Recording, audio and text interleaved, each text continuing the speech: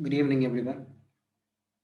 Welcome to CML Infotech. Today, we're going to talk about spanning tree protocol from CCNA.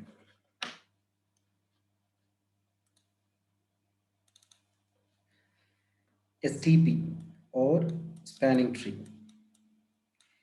STP is a layer 2 protocol from OSI layer, data link layer. STP is used to avoid layer 2 loop. So first layer 2 loop എന്താണെന്ന് അറിയണം. അതായത് between two switch 1 and switch 2, we generally connect a single cable for transferring a data. So this is a system connected to switch 1 and switch 2. So this system example under VLAN 10, and this is under VLAN 10, and we have another system connected to VLAN 20. And here I have another system which is connected to VLAN 20. Let's say this port is carrying only single VLAN information. So therefore we call it as access port. Same thing, this port is also carrying single VLAN, so that we call it as access port. This port, either this port can carry VLAN 10 towards to the destination VLAN 10, or the port can carry VLAN 20 towards to the switch to VLAN 20 system. So in shortly, this port can carry multiple VLANs. Therefore, we call it as trunk. Okay, so when you connect switches between a cable or the port from the switch can carry multiple VLANs, then we call those port as a trunk. ഒരു സ്വിച്ചിന്റെ ഒരു പോർട്ടിൽ കൂടെ ഒന്നിൽ കൂടുതൽ VLAN carry ചെയ്യുന്നുണ്ടെങ്കിൽ അതിനെ വിളിക്കുന്ന പേരാണ് ട്രങ്ക് പോർട്ട്. ആ ചെയ്യുന്ന പ്രോസസ്സിന്റെ പേരാണ് ട്രങ്കിങ്. അങ്ങനെ ട്രങ്കിങ് ചെയ്യാൻ വേണ്ടി രണ്ട് പ്രോട്ടോകോൾ യൂസ് ചെയ്യും. ഒന്ന് .1q, ഇനി ഒന്ന് ISL. അതിൽ ISL സിസ്കോ പ്രൊപ്രൈറ്ററി ആണ്. .1q ഓപ്പൺ സ്റ്റാൻഡേർഡ് ആണ്. So always recommended to go with open standard.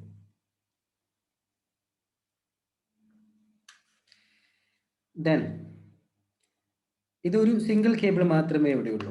So let's say if this cable goes down, what's going to be happen? There is no communication. Therefore, we recommended to have an extra connection between switches, one more cable. So let's say if you connect two switch with an additional cable,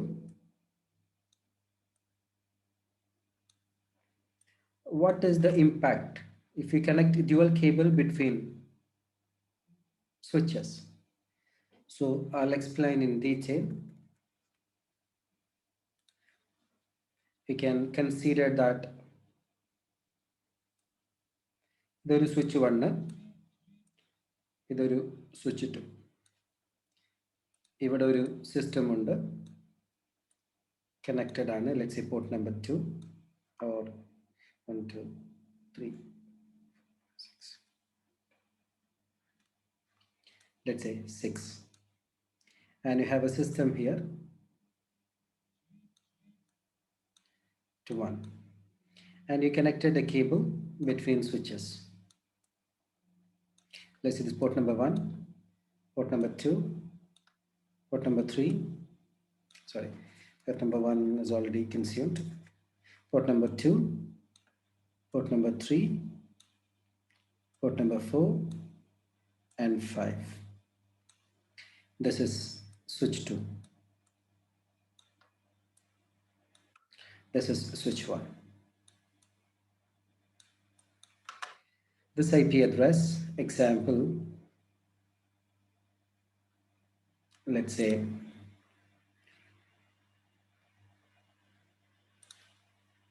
this is 1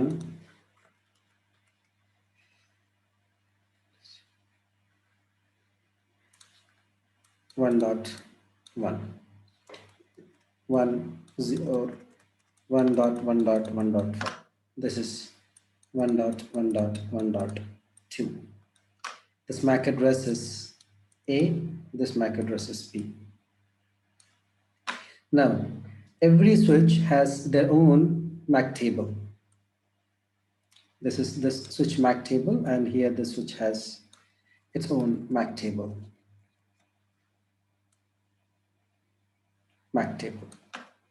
Now, when a system A will send PC1, PC1, this is PC2. Let's say when PC went something to PC2, what is the information that's required? Let's say source MAC, or we can put like this, source IP, destination IP, source MAC, then destination MAC, then data. PC 1 to PC 2. So here, source IP 1.1, destination IP 1.2, source MAC A, destination MAC. The switch or the system by default does not know about the destination MAC. Destination MAC arilla. So therefore, they're going to put FFF. FFF means broadcast. So PC1 switch in the E port like icon. The function of the switch in the very beginning, once the switch received some information through a port. Or switch information or port vali receive വന്ന ഡിവൈസിന്റെ, അതായത് source ഡിവൈസിന്റെ മാക്കും പോർട്ടും എഴുതി വെക്കും. So let's say വന്ന port 1, ഇത് 1 എന്ന് പറയുന്ന പോർട്ട് വഴി വന്നു, അതിന്റെ മാക് അഡ്രസ് A. 1 എന്ന് പറയുന്ന പോർട്ട് വഴി വന്നു, അതിന്റെ മാക് അഡ്രസ് A എന്ന് എഴുതി വെച്ചെന്ന് വിചാരിക്കാം മാക് ടേബിളിനകത്ത്. ഇനി ഇത് എങ്ങോട്ട് അയക്കണം എന്ന് നോക്കും. The destination it shows as FF, which means broadcast. അപ്പൊ എന്ത് ചെയ്യുന്നു വെച്ച് കഴിഞ്ഞാൽ, ഇവിടെയാണ് നമ്മുടെ കോൺസെപ്റ്റ് ഇരിക്കുന്നത്. ഈ വന്ന ഫ്രെയിമിനെ ഇൻകമിങ് പോർട്ട് ഒഴിച്ച്, ഏത് പോർട്ട് വഴി വന്നോ ആ പോർട്ട് ഒഴിച്ച് ബാക്കിയുള്ള എല്ലാ പോർട്ടിലേക്ക് കൂടെയും അയക്കും. ലെറ്റ്സ് സേ ആ ഫ്രെയിം ബ്രോഡ്കാസ്റ്റ് ചെയ്യുവാണല്ലോ, അതിലേക്കൂടെയും പോയി, പിന്നെ ഇതിലേക്കൂടെയും പോയി. ഇപ്പൊ 2 ഫ്രെയിം, ഇൻകമിങ് പോർട്ട് വഴി വന്ന ഫ്രെയിം ഔട്ട് ഗോയിങ് പോർട്ട് വഴി പുറത്തേക്ക് പോയി. ഇനിയിപ്പോ ഇവിടെ എന്തുണ്ടാവുക നോക്കാം. ലെറ്റ്സ് സേ പോർട്ട് നമ്പർ 3 വഴി വന്നത് പോർട്ട് നമ്പർ 5 വഴി അകത്തേക്ക് കയറും. ഈ സ്വിച്ചിന്റെ മാക് ടേബിളിനകത്ത് വന്ന പോർട്ട് വഴി എന്തെങ്കിലും ഇൻഫർമേഷൻസ് ഉണ്ടോ നോക്കും, അത് എഴുതും. ശേഷം വന്ന ഫ്രെയിമിന്റെ ഡെസ്റ്റിനേഷൻ മാക് നോക്കും, അത് FF ആണ്. അപ്പം ഈ സ്വിച്ചിന് വന്ന ഫ്രെയിം തന്നെ പറയുന്നു ഡെസ്റ്റിനേഷൻ അറിയില്ല, FF ആണ്. അതുകൊണ്ട് സ്വിച്ച് എന്ത് ചെയ്യുന്നു വെച്ച് കഴിഞ്ഞാൽ, സ്വിച്ചിന്റെ മാക് ടേബിൾ ഒന്നും ഡെസ്റ്റിനേഷനെ കുറിച്ച് കമ്പയർ ചെയ്യാണ്ട് സ്വിച്ച് നേരെ അത് ബ്രോഡ്കാസ്റ്റ് ചെയ്യും. അപ്പം ഇൻകമിങ് പോർട്ട് ഒഴിച്ച് ഇതൊരു ഔട്ട് ഗോയിങ് പോർട്ട്, ഇതും ഒരു ഔട്ട് ഗോയിങ് പോർട്ട്. അപ്പൊ ഈ പോർട്ട് വഴിയും അത് താഴത്തേക്ക് ഇറങ്ങി വരും. ഓക്കെ, ഈ താഴത്തേക്ക് വന്നത് വീണ്ടും 2 വഴി സെയിം സ്വിച്ചിലേക്ക് തന്നെ വരും. സെയിം സ്വിച്ചിനകത്ത് റിസീവ് ചെയ്ത ഫ്രെയിമിന്റെ ഡെസ്റ്റിനേഷൻ FF. അപ്പൊ ഈ സ്വിച്ച് എന്ത് ചെയ്യും, വീണ്ടും അത് ഇങ്ങനെ വന്ന് ഇതിലേക്കും അയക്കും, ഇങ്ങോട്ടും അയക്കും. അപ്പൊ നമ്മുടെ പറഞ്ഞുതരാം. PC1 നിന്ന് ഒരു ഫ്രെയിം വന്നു, സ്വിച്ചിലെത്തി. സ്വിച്ച് വന്ന ഫ്രെയിമിന്റെ ഡെസ്റ്റിനേഷൻ നോക്കുമ്പോൾ ആദ്യം സോഴ്സ് നോക്കും, പിന്നെ ഡെസ്റ്റിനേഷൻ നോക്കുമ്പോൾ FF ആണ്, ബ്രോഡ്കാസ്റ്റ് ചെയ്യാൻ പറയും. അപ്പൊ അത് പോർട്ട് നമ്പർ 2 വഴിയും പോർട്ട് നമ്പർ 3 വഴിയും അയക്കും. എന്തുകൊണ്ട് port number 2 and port number 3? Because they are out going ports. അങ്ങനെ പോർട്ട് നമ്പർ 3 വഴി പോകുന്നത് പോർട്ട് നമ്പർ 5 വഴി സ്വിച്ച് 2ലേക്ക് എത്തും. സ്വിച്ച് 2 റിസീവ് ചെയ്ത ഫ്രെയിമിന്റെ സോഴ്സ് എഴുതിയിട്ട് ഡെസ്റ്റിനേഷൻ നോക്കുമ്പോൾ FF ആണ്, അപ്പം സ്വിച്ച് ടു റിസീവ് ചെയ്ത പോർട്ട് നമ്പർ 5 ഒഴിച്ച് ബാക്കി 6ലേക്കും 4ലേക്കും വേറെ എന്തുണ്ടോ അതിലേക്കൊക്കെ അയക്കും. അത് നേരെ വീണ്ടും 4 വഴി 2ലേക്ക് വരും. 2 വീണ്ടും അത് FF ആയതുകൊണ്ട് ഇങ്ങനെ ഇതൊരു റൗണ്ട് അടിച്ചുകൊണ്ടിരിക്കും. അറ്റ് ദ സെയിം ടൈം നമുക്കിവിടെ 2 വഴി മുകളിലേക്ക് പോകുന്ന ഒരു ഫ്രെയിം ഉണ്ട്. അത് 4 വഴി അകത്തേ വരും. ഇത് ഇൻകമിംഗ് പോർട്ട് ഡെസ്റ്റിനേഷൻ FF ആയതുകൊണ്ട് അത് 4 വഴി വന്നതിന് വീണ്ടും 5 വഴി താഴത്തേക്ക് വിടും, 6 വഴി മേലത്തേക്ക് വിടും. ഇവിടെ എത്തിയിട്ട് ഈ PC ഇതിന്റെ ഡെസ്റ്റിനേഷൻ IP ഒക്കെ കമ്പയർ ചെയ്തിട്ട് ഇത് പ്രോപ്പർ കമ്മ്യൂണിക്കേറ്റ് ചെയ്യും. ബട്ട് ഇഷ്യൂ അതല്ല. ഈ ഗ്രീൻ കണ്ടോ, ഇത് 5ൽ കൂടെ താഴത്തേക്ക് വന്ന് വീണ്ടും 3ൽ കൂടെ വന്നു, ഇത് വീണ്ടും 2 കൂടെ മേലേക്ക് പോയി. ഇങ്ങനെ ഇത് ഇവിടുന്ന് റൗണ്ട് ചെയ്യും. ഇതിനാണ് നമ്മൾ ലൂപ്പ് എന്ന് പറയുക. ലെയർ 2 എന്ന് പറയുമ്പോൾ ഇത് സ്വിച്ചിങ്ങിനകത്തുള്ള ലൂപ്പ്. അതായത് നമ്മളൊരു വഴി കൂടെ പുറത്തേക്ക് ഇറങ്ങിയപ്പോൾ ഔട്ട് ഗോയിങ് വഴിയും നമ്മൾ വന്ന വഴിക്ക് ഒരുപോലെ കാണും. അപ്പൊ നമ്മൾ റൗണ്ട് അടിക്കും അവിടെ ഏതാ വഴിന്ന് തെറ്റിയിട്ട്. എന്നതുപോലെ ഈ ഫ്രെയിം ഇങ്ങനെ റൗണ്ട് ചെയ്തുകൊണ്ടിരിക്കും. അപ്പം ഇത് ഈ ഒരു കൊലീഷൻസ് ഒഴിവാക്കാൻ വേണ്ടി സ്പാനിങ് ട്രീ എന്ത് ചെയ്യുന്നു വെച്ച് കഴിഞ്ഞാൽ ഇതിൽ ഒരു പോർട്ട് ഷട്ട് ഡൗൺ ചെയ്യും. Let's say for example spanning tree പറയുവാണ് ഈ പോർട്ട് ഷട്ട് ഡൗൺ ചെയ്തേക്ക്. അപ്പോൾ നമ്മുടെ PC-യിൽ നിന്ന് പുറത്തേക്ക് പോകുന്ന ഫ്രെയിം ഇങ്ങനെ വന്ന് ഇതിനകത്ത് എത്തുമ്പോൾ സ്വിച്ച് 2ലേക്കാണ് പോകണമെങ്കിൽ ഇത് 3 ഡൗൺ ആണ്. അപ്പോൾ അത് നേരെ എങ്ങോട്ട് അയക്കും, ഇങ്ങനെ വന്ന് ഇങ്ങനെ കയറി വരും. ഇനി അഥവാ ഈ ഫിസിക്കൽ ലിങ്ക് ഇത് ഡൗൺ എന്ന് പറയുന്നത് കേബിൾ റിമൂവ് എന്നല്ല, കേബിൾ കണക്റ്റഡ് ആണ്. പക്ഷെ അത് ഷട്ട് ഡൗൺ സ്റ്റേറ്റ്സിലായിരിക്കും, ഡിസേബിൾഡ് സ്റ്റേറ്റ്സിലായിരിക്കും. എപ്പോഴെങ്കിലും ഈ ഫിസിക്കൽ പോർട്ട് ഡൗൺ ആയാൽ ഉടനെ ഈ പോർട്ട് അപ്പ് ആവും. അപ്പൊ നമ്മൾ അതിന് എന്താ പറയാ, സ്റ്റാൻഡ് ബൈ എന്നോ ബാക്കപ്പ് എന്നോ എന്ന് പറയാം. ഓക്കെ, ഇതാണ് സ്പാനിങ് ട്രീ കൊണ്ടുള്ളൊരു ഗുണം. ഒന്നിൽ കൂടുതൽ പോർട്ട് ഉണ്ടെങ്കിൽ ആ പോർട്ട് ഏത് വഴി പോകണമെന്നറിയാതെ വരുന്നത് കൊണ്ട് ആ ഒരു പോർട്ടിനത് ഡൗൺ ചെയ്യും. പിന്നെ ഇങ്ങനെ ഒരു ഡിസൈൻ നോക്കാം. ലെറ്റ്സ് സേ എനിക്കിവിടെ ഒരു 2 സ്വിച്ച് ഉണ്ട്. ഈ 2 സ്വിച്ച് തമ്മിൽ നമ്മൾ 1, 2, 3, 4 കേബിൾ കണക്ട് ചെയ്ത് വിചാരിക്കാം. ഇവിടെ എനിക്ക് സിസ്റ്റം ഉണ്ട്, ഇവിടത്തേക്കാണ് പോകേണ്ടത്. ഓക്കെ, അപ്പൊ ഇതിന് ഇവിടുന്ന് ഒരു ഡാറ്റ ഇങ്ങനെ വന്നു കഴിയുമ്പോൾ ഈ സ്വിച്ചിലേക്ക് എത്തിയെന്ന് വിചാരിക്കാം. ഈ പോർട്ട് വഴി ഇങ്ങോട്ടാണ് പോകേണ്ടത്. അപ്പൊ ഇതിൽ ഏത് പോർട്ട് കൂടെ കടന്നു പോകും? 4 പോർട്ടും കാണുവാണെങ്കിൽ ഇത് 4ലേക്കൂടെയും കൂടി കടത്തിവിടും. ഇതിവിടെ വന്ന് ഇത് ഡെസ്റ്റിനേഷൻ FF ആണെങ്കിൽ ഇതിലേക്കൂടെയും വിടും, ബാക്കി എല്ലാത്തിലേക്കൂടെയും കടത്തി വിടും. അപ്പോഴാണ് ഈ ലൂപ്പ് ഉണ്ടാകുന്നത്. അപ്പൊ അതിനെന്ത് ചെയ്യുന്ന വെച്ച് കഴിഞ്ഞാൽ 2 സ്വിച്ച് തമ്മിൽ ഒന്നിൽ കൂടുതൽ പോർട്ട് ഉണ്ടെങ്കിൽ അതിൽ ഒരു പോർട്ട് ഒഴിച്ച് ബാക്കിയുള്ള എല്ലാ പോർട്ടും അതെന്ത് ചെയ്യും, ഡൗൺ സ്റ്റേറ്റ്സിൽ വെക്കും. ഒരെണ്ണം മാത്രമേ അപ്പ് ഉണ്ടാവുള്ളൂ. ഇനി അഥവാ ഈ പോർട്ട് ഡൗൺ ആയാൽ അടുത്ത പോർട്ട് അപ്പായി, അത് ഡൗൺ ആയാൽ അടുത്ത പോർട്ട് അപ്പായി. അപ്പം എത്ര കേബിൾ 2 സ്വിച്ച് തമ്മിൽ ഇന്റർ കണക്ട് ചെയ്താലും ഡിഫോൾട്ട് ആയിട്ട് അതിൽ ഒരെണ്ണം മാത്രമേ ആക്റ്റീവ് ഉണ്ടാവുള്ളൂ. That's because of spanning tree.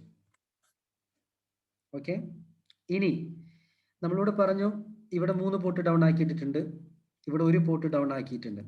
ഇപ്പം ഇവിടെ 3 എന്ന് പറയുന്ന പോർട്ടാണ് ഡൗൺ ആക്കിയെന്ന് പറയുന്നത്. എന്തുകൊണ്ട് 2 ഡൗൺ ആക്കിയില്ല? എന്തുകൊണ്ട് അത് സ്പെസിഫിക്കലി 3 ഡൗൺ ആക്കിയിട്ടു? അല്ലെങ്കിൽ 3 അപ്പാണ് 2 ഡൗൺ ആക്കി. എന്തുകൊണ്ട് 2 ഡൗൺ ആക്കി? ഇത് ഒരു സ്പെസിഫിക് കാൽക്കുലേഷൻ വെച്ചിട്ടാണ് ഇതൊക്കെ വർക്ക് ചെയ്യുന്നത്. അതിന് നമ്മൾ ഇതിന് ആധികാരികമായിട്ട് സ്പാനിങ് ട്രീ അറിയണം. ഇതിപ്പോ നമ്മൾ ഇപ്പൊ പറഞ്ഞിരിക്കുന്നത് സ്പാനിങ് ട്രീ ഇല്ലെങ്കിൽ എന്ത് സംഭവിക്കും, ഒന്നിൽ കൂടുതൽ പാത്ത് വഴി പുറത്തേക്ക് വന്നു കഴിഞ്ഞാൽ അവർ തമ്മിൽ ലൂപ്പ് ഉണ്ടാവും. അത് ഒഴിവാക്കാൻ വേണ്ടിയിട്ടാണ് സ്പാനിങ് ട്രീ വന്നിരിക്കുന്നത്. സ്പാനിങ് ട്രീ ഇത് ഒഴിവാക്കാൻ വേണ്ടി എന്താണ് ചെയ്യുന്നത്? ഒന്നിൽ കൂടുതൽ cable link towards to the next സ്വിച്ചിലേക്ക് ഉണ്ടെങ്കിൽ അതിൽ ഒന്നൊഴിച്ച് ബാക്കിയെല്ലാം ഡിസേബിൾ ആക്കി വെക്കും. ആ ഒന്ന് എപ്പോൾ സ്റ്റോപ്പ് ആവുന്നോ അപ്പൊ അടുത്തത് അപ്പാവും. അപ്പൊ ഈ ഒന്നിൽ കൂടുതൽ ലിങ്കുകളിൽ ഏത് ലിങ്കിന് ബ്ലോക്ക് ആക്കണം, ഏത് ലിങ്കിനെ അപ്പ് ആക്കണം. അപ്പ് എന്ന് പറഞ്ഞാൽ ഫോർവേഡിംഗ് എന്നാണ് അർത്ഥം. ഏത് ലിങ്കിനെ ഫോർവേഡിംഗ് സ്റ്റേറ്റ്സിലേക്ക് വിടണം, ഏത് ലിങ്കിനെ ബ്ലോക്ക് ആക്കണം എന്നുള്ളത് നമ്മൾ സ്പാനിങ് ട്രീനെ ടെക്നിക്കലി അതിനെക്കുറിച്ച് അറിയണം. Okay, so we'll learn more about spanning tree in terms of technical concept. Right. So to understand the spanning tree, there are multiple spanning trees, by the way. The default spanning tree, which we are going to learn, called CST, common spanning tree. Then we have PVST for VLAN, PVST plus, PVST plus. Then we have RSTP. Then we have MST. So from this, first we're going to learn about CST, Common Spanning Tree Protocol. So spanning tree കുറിച്ച് പഠിക്കുമ്പോൾ നമ്മൾ spanning ട്രീയുടെ overview എന്ന് വെച്ച് കഴിഞ്ഞാൽ ഒന്നിൽ കൂടുതൽ link towards to the specific destination ഉണ്ടെങ്കിൽ അതിനെ ഒരെണ്ണത്തിന് ബ്ലോക്ക് ചെയ്യാം, ബാക്കിയുള്ളതിനെ അപ്പാക്കുക. അപ്പം എങ്ങനെ ഒരു സ്പെസിഫിക് ഇന്റർഫേസിനെ ബ്ലോക്ക് ഡൗൺ ആക്കും അതറിയാൻ വേണ്ടിയിട്ട് ആദ്യം നമ്മൾ പഠിക്കേണ്ടത് RB, root bridge.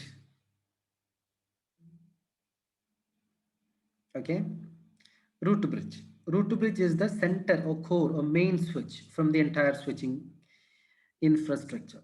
So let's say if I have 1 and 2 and 3, we have 3 switches and we connected cables like this.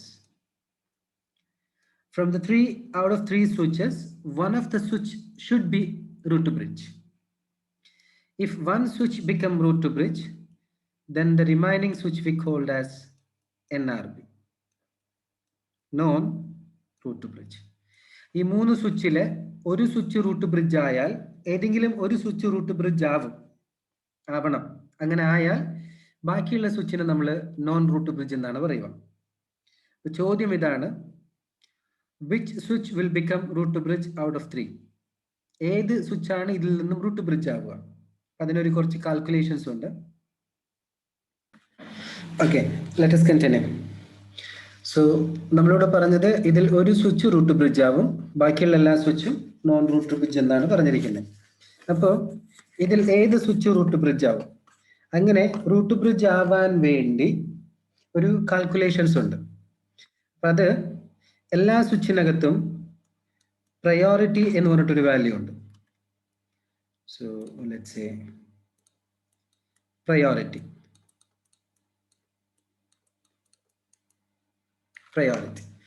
Default ആയിട്ട് ഈ പ്രയോറിറ്റി എന്ന് പറയുന്നത് 2 bytes ആണ്.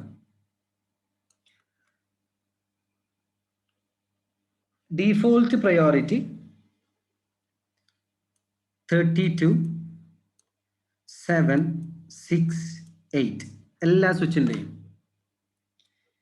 2 bytes എന്ന് പറയുമ്പോൾ അതായത് 2⁻16. അപ്പം 2⁻16 or 2 bytes എന്ന് പറയുമ്പോൾ 65535. ഇതാണ് ഇതിന്റെ മാക്സിമം വാല്യൂ. ഡീഫോൾട്ട് ആയിട്ട് എല്ലാ സ്വിച്ചിന്റെയും priority 32,768. Now let's say this is also called 32,768. 32,768.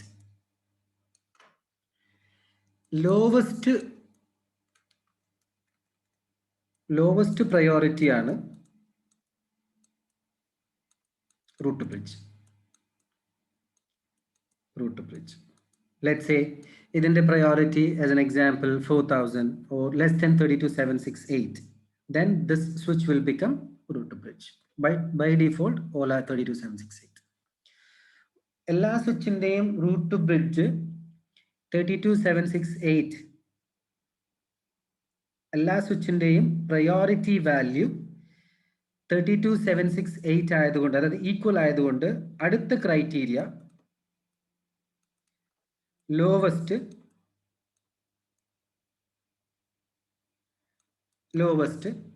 base MAC. അപ്പം എല്ലാ സ്വിച്ചിൻ്റെയും MAC അഡ്രസ്സ് യുണീക്കാണ്, ആരുടെയും സെയിം ഉണ്ടാവില്ല, വേറെ വേറെ വേറെ ആയിരിക്കും. അപ്പൊ ഏത് സ്വിച്ചിന്റെ MAC അഡ്രസ് ആണോ കുറവ്, ആ സ്വിച്ച് ഓട്ടോമാറ്റിക് ആയിട്ട് റൂട്ട് ബ്രിഡ്ജ് ആകും. അപ്പം റിയൽ ഡിസൈനിങ്ങിനകത്ത് നമുക്കൊരിക്കലും നമുക്ക് ഇഷ്ടമുള്ള സ്വിച്ചിനെ റൂട്ട് ബ്രിഡ്ജ് ആക്കാൻ വേണ്ടി ബേസ് MAC അഡ്രസ് വെച്ച് നമുക്ക് ഡിഫൈൻ ചെയ്യാൻ വേണ്ടി പറ്റില്ല. കാരണം ബേസ് MAC അഡ്രസ് ഓൾറെഡി സ്വിച്ചിനകത്ത് ഡിഫൈൻ ചെയ്ത് വരുന്നതാണ്. അപ്പൊ ചിലപ്പോൾ നമ്മൾ ഉദ്ദേശിക്കുന്ന സ്വിച്ചിന്റെ MAC അഡ്രസ് ചിലപ്പം ഹൈ വാല്യൂ, അല്ലാത്ത സ്വിച്ചിന്റെ ലോ വാല്യൂ ഒക്കെ ആയിരിക്കാം. അങ്ങനത്തെ കേസിൽ നമ്മൾ ഏത് സ്വിച്ചിനെയാണോ റൂട്ട് ബ്രിഡ്ജ് ആക്കാൻ വേണ്ടി ഉദ്ദേശിക്കുന്നത്, ആ സ്വിച്ചിന്റെ പ്രയോറിറ്റി നമ്മൾ മാനുവലി കുറച്ചു കൊടുക്കണം.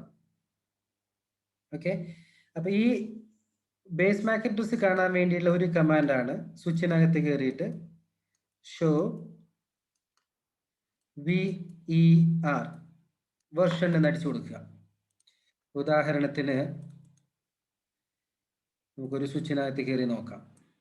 ഇത് switch 1 CLI enable show version. താഴെ വരുമ്പോൾ ഇവിടെ കാണാൻ പറ്റുന്നുണ്ടോ, ബേസ് ഈതർനെറ്റ് MAC അഡ്രസ്. നമ്മൾ അടിച്ചിരിക്കുന്ന കമാൻഡ് ഷോ വേർഷൻ.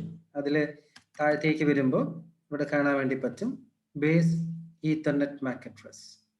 ഇതിന്റെ നമ്മൾ കണക്ട് ചെയ്ത എല്ലാ സ്വിച്ചിന്റെയും they gonna check by each value like 0 0 0. അപ്പം ഇവിടെ 0ക്ക് പകരം ഇനിയൊരു സ്വിച്ചിന്റെ വേറെ എന്തെങ്കിലും വാല്യൂ ആണെങ്കിൽ ഓരോ ഡിജിറ്റും ചെക്ക് ചെയ്തിട്ട് ഏത് ഡിജിറ്റ് ആണ് കുറവ്, ആ കുറവ് ഡിജിറ്റുള്ള സ്വിച്ച് റൂട്ട് ബ്രിഡ്ജ് ആവും. അതാണ് അതിന്റെ ഒരു കോൺസെപ്റ്റ്. അപ്പൊ ഇവിടെ നമ്മൾ പറയുന്നത് പ്രയോറിറ്റി, ലെറ്റ്സ് സേ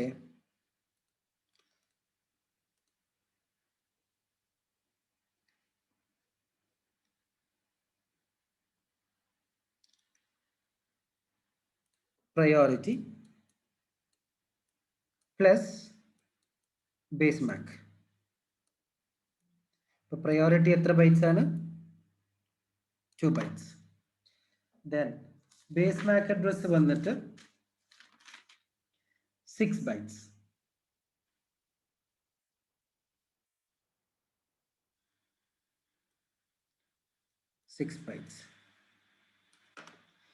ഈ പ്രയോറിറ്റി 2 ബൈറ്റ്സും ബേസ് MAC അഡ്രസ് 6 ബൈറ്റ്സും ഇതിനെ മൊത്തത്തിൽ വിളിക്കുന്ന പേരാണ് ബ്രിഡ്ജ് ID. എന്ത് വിളിക്കും? Bridge ID. So the bridge ID contain priority plus base MAC address. ഇതിന്റെ കൂടെ വേറെ കുറച്ച് എക്സ്ട്രാ ഫീൽഡുകൾ കൂടെ കാണും. അതായത് പാത്ത് കോസ്റ്റ്, പിന്നെ ഈ ഇൻഫർമേഷൻ ക്യാരി ചെയ്യാൻ വേണ്ടി യൂസ് ചെയ്യുന്ന ടൈം ലെങ്ത്, പിന്നെ പ്രോട്ടോകോൾ ID, ഏത് വേർഷൻ, ഇങ്ങനെ ഈ പ്രയോറിറ്റി ബേസ് മാക്കും കൂടെ, അതായത് ബ്രിഡ്ജ് IDയുടെ കൂടെ വേറെ കുറെ എക്സ്ട്രാ ഫീൽഡും കൂടെ കാണും.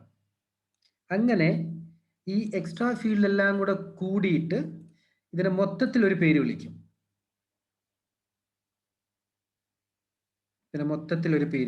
അതിന് ആ പേരിന്റെ ഇതാണ് BPDU. ഇതിനെ മൊത്തത്തിൽ വിളിക്കുന്ന പേരാണ് BPDU. BPDU-ക്കകത്ത് പ്രോട്ടോകോൾ ഇൻഫർമേഷൻ, ഏത് വേർഷൻ, മെസ്സേജ് ടൈപ്പ്, ഫ്ലാഗ്, പിന്നെ അതിന്റെ കോസ്റ്റ് എത്രയാ, ഒരുപാട് ഇൻഫർമേഷൻസ് ഇങ്ങനെ കാണും. അതിൽ BPDയിൽ ഇങ്ങനെയുള്ള ഇൻഫർമേഷന്റെ കൂടെയുള്ള ഒരു ഇൻഫർമേഷൻസ് ആണ് bridge ID. So now BPDU, which means Bridge Protocol Data Unit, BPDU. ഈ BPDU എല്ലാ സ്വിച്ചുകൾ തമ്മിലും അങ്ങോട്ടും ഇങ്ങോട്ടും അയക്കും. ഇതൊരു മെസ്സേജാണ്. ഇത് എല്ലാ സ്വിച്ചുകൾ തമ്മിൽ ഈ 2 സെക്കൻഡ് കൂടുമ്പോൾ അങ്ങോട്ടും ഇങ്ങോട്ടും അയച്ചുകൊണ്ടിരിക്കും. അപ്പൊ ലെറ്റ്സ് സേ ഇവിടെ എനിക്കൊരു BPD ഉണ്ടെന്ന് വിചാരിക്കാം. ഇതൊരു ഇമ്പോർട്ടൻറ്റ് ടോപ്പിക്കാണ്. എൻ്റെ BPDU, the BPDU which contains much more information including bridge ID. The bridge ID which means priority and base MAC address. ഈ BPDU സ്വിച്ച് 1 നിന്ന് സ്വിച്ച് 2ലേക്ക് 2 സെക്കൻഡ് കൂടുമ്പോൾ അയക്കും. ഈ 2 സെക്കൻഡ് കൂടുമ്പോൾ അയക്കുന്ന ഈ BPDUക്കകത്ത് പ്രയോറിറ്റി ഉണ്ടാവും, ബേസ് MAC address ഉണ്ടാവും. Let's say I am switch 1. I am sending to you through a BPDU which contain priority and base MACs. Currently, I do not know any value about others. എനിക്ക് നിങ്ങളുടെ priority ഒന്നും അറിയില്ല. So ഞാൻ പറയും I am the route to bridge because this is my values like a bridge ID and I am going to send to you. അതേപോലെ നിങ്ങൾ എനിക്കും BPDU അയക്കും. എന്നിട്ട് നിങ്ങൾ എനിക്ക് അയക്കുന്ന BPDUക്കകത്ത് നിങ്ങളുടെ സ്വിച്ചിന്റെ പ്രയോറിറ്റിയും ബേസ് മാക്കും എഴുതും, which means bridge I D. Then you gonna send to us. ഞാൻ അയച്ച എൻ്റെ BPDU നിങ്ങളുടെ ബ്രിഡ്ജ് ഐഡിയുമായിട്ട് കമ്പയർ ചെയ്യും. സിമിലർലി നിങ്ങൾ അയച്ചെന്ന BPDUലെ പ്രയോറിറ്റിയും ബേസ് മാക്ക് അഡ്രസ്സും ഞാൻ എൻ്റെ പ്രയോറിറ്റിയും ബേസ് മാക്ക് അഡ്രസ്സുമായിട്ട് കമ്പയർ ചെയ്യും. അങ്ങനെ കമ്പയർ ചെയ്യുമ്പോൾ we will come to know whose values lesser than others. മനസ്സിലായോ? Let's say ഇതിന്റെ ബേസ് മാക്ക് അഡ്രസ് 0001, ഇതിൻ്റെത് 0011, ഇതിൻ്റെത് 00, അതായത് സ്വിച്ച് 1ന്റെ 0001, സ്വിച്ച് 2യുടെ 0011, സ്വിച്ച് 3യുടെ 0021. അപ്പൊ ഇതിന്റെ കുറവാരതായി സ്വിച്ച് 1ന്റെ 0001. അങ്ങനെ സ്വിച്ച് 1 ഈ BPDUനെ ഇങ്ങോട്ടും അയക്കും. ഈ സ്വിച്ച് 3യുടെ BPDUനെ സ്വിച്ച് 1ലേക്കും സ്വിച്ച് 2ലേക്കും അയക്കും. എല്ലാവരും അങ്ങോട്ടും ഇങ്ങോട്ടും അയക്കും BPDU. Initially every switch will send their BPDU to others and vice versa. എല്ലാവരും അങ്ങോട്ടും ഇങ്ങോട്ടും അയച്ച് റിസീവ് ചെയ്തതിൽ എല്ലാവർക്കും മനസ്സിലാവും, yes, there is a one switch with a lowest bridge ID. And finally, because of the bridge ID value difference, എല്ലാവരും തീരുമാനിക്കും switch 1 is the route to bridge. The way the switch 1 will be declared, I am the route to bridge. Once route to bridge defined, all the remaining switch will automatically considered as non-route to bridge. ഇതാണ് root two bridge കണ്ടുപിടിക്കുന്ന ഒരു formalities, ഒരു format. അപ്പോൾ by default ആയിട്ട് നമ്മൾ ഒരിക്കലും Mac അഡ്രസ്സിനെ base ചെയ്തുകൊണ്ടുള്ള ഒരു സിനാരിയോ നമ്മൾ കൊടുക്കില്ല. നമ്മൾ ആദ്യമേ ഏത് സ്വിച്ചിനെ റൂട്ട് ടു ബ്രിഡ്ജ് ആക്കണോ ആ സ്വിച്ചിന് നമ്മൾ പ്രയോറിറ്റി വാല്യൂ സെറ്റ് ചെയ്യും. The best practice and design concept core switch ആണ് എപ്പോഴും റൂട്ട് ടു ബ്രിഡ്ജ് ആയിട്ട് ഡിഫൈൻ ചെയ്യുക. ഒരിക്കൽ റൂട്ട് ടു ബ്രിഡ്ജ് ഡിഫൈൻ ചെയ്ത് കഴിഞ്ഞാൽ ബാക്കിയുള്ള എല്ലാ സ്വിച്ചും നോൺ റൂട്ട് ടു ബ്രിഡ്ജ് ആയിട്ട് എലക്ട് ചെയ്യും ഓട്ടോമാറ്റിക്കലി. അപ്പം റൂട്ട് ടു ബ്രിഡ്ജ് ഡിഫൈൻ ചെയ്യാൻ വേണ്ടി യൂസ് ചെയ്യുന്ന വാല്യൂ ആണ് bridge ID, which is inside the BPDU. Bridge ID contain priority and base MAC. So lowest priority will become route to bridge. If the priority match, the lowest base MAC will be the route to bridge. We can define the priority by manually.